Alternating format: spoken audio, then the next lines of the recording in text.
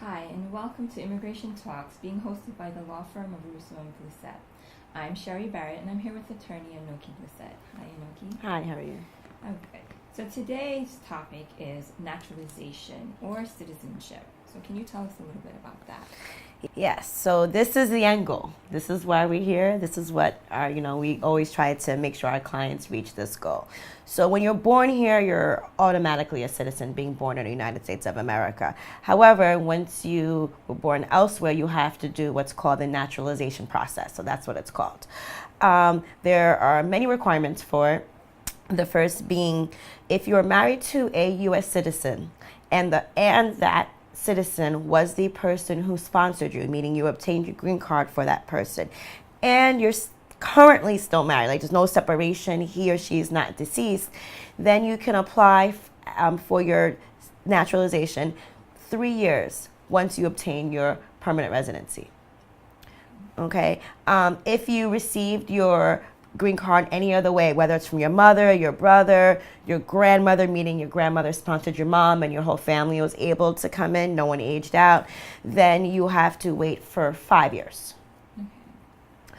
Another requirement is physical presence. So this is one that I have learned a lot of people don't remember or don't know. So although let's say someone who was sponsored by their father, let's say, although you've been a permanent resident for 5 years, this particular consultation I had, he didn't qualify because he lives in England. So he only comes here once a year to re-up to maintain his legal permanent resident status, which was another issue he had that we needed to discuss.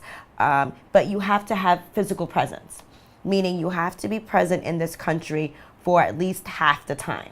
Mm-hmm. And it doesn't all have to run together. So you could be here for 6 months at one point, and then you went to, let's say, Jamaica for like a couple of months, and then you're back again for 4 months. So the total physical presence has to add up to half your time.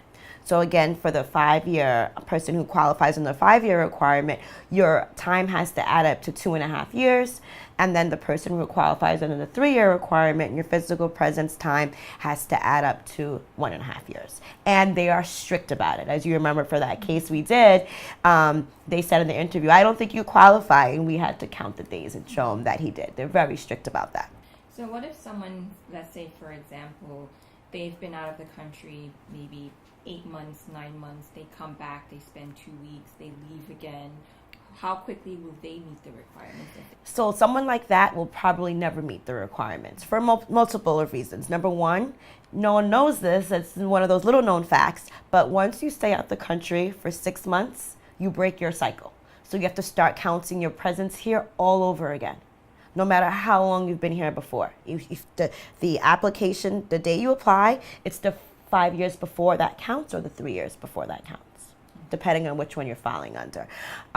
So if you are going to stay out for more than 6 months, then you need to preserve all the time you've been here. So there is an application for that. Of course, you have to pay for it as well, but you need to do that.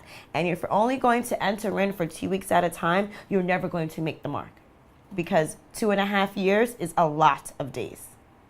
So someone that's filing for their citizenship based on marriage, they've been married to a citizen for 3 years. Is it the same sort of process for someone that is filing for their citizenship based on being here 5 years as a green card holder? No, good question. Actually, it's not. The person filing for the citizenship with their spouse, meaning it's because of their spouse while they're able to obtain it at 3 years, they need to prove that they're still in a marital relationship with your spouse, meaning leases, children, joint accounts, joint bank accounts, joint taxes if you have it. There are a multitude of ways to prove that you're still living in a marital existence with your spouse. That needs to be proved. Well, that's quite a lot of information. Thank you so much for sharing that with us.